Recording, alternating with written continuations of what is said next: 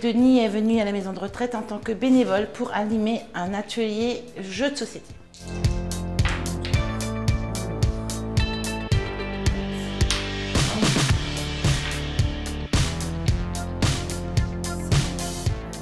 Moi, je trouve que c'est bien. Il est jeune et c'est très bien. Les résidents ici l'appellent l'homme à la mallette parce que Denis a créé lui-même sa mallette de jeux. Il a fait plusieurs stages dans différentes maisons de retraite.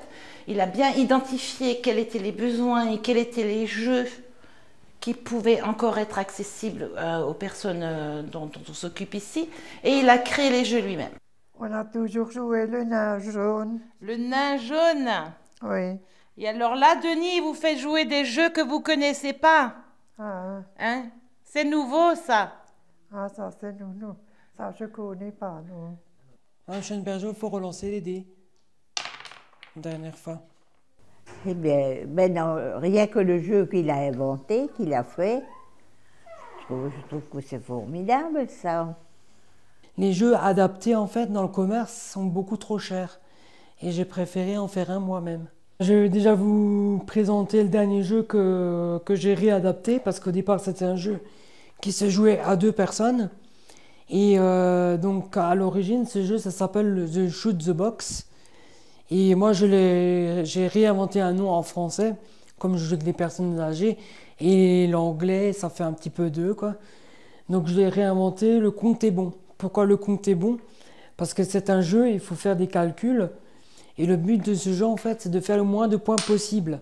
Et donc, le déroulement du jeu, en fait, chaque personne, à tour de rôle, va lancer des dés.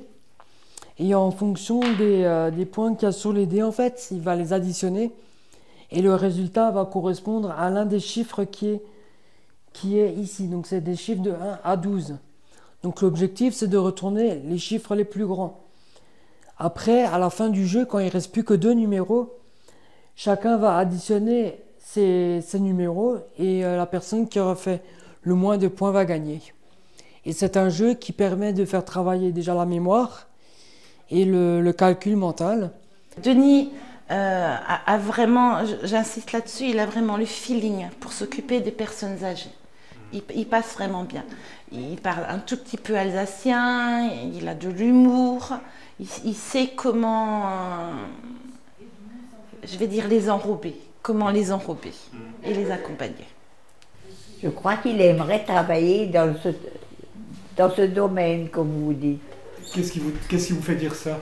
Ben, je ne sais pas, rien que de voir quand il est avec nous. La conception de ce jeu, en fait, c'était par rapport à cette boîte de jeu que toutes les personnes âgées connaissent. Ben, la différence, en fait, c'est que le plateau de ce jeu, qui est le même que celui-là, n'est pas du tout adapté pour les personnes âgées. Parce que déjà, les flèches ne sont pas vraiment bien visibles. Et en plus de ça, les pions sont beaucoup trop petits pour eux. Parce que la plupart des personnes âgées ici ont de grosses difficultés pour attraper les pions.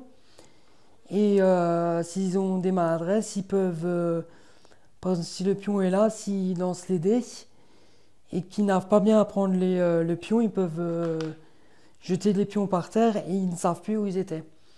Donc, la raison pour laquelle j'ai fait le jeu en bois, c'est que les pions, malgré les difficultés que les résidents présentent, les pions sont bien ancrés dans le jeu.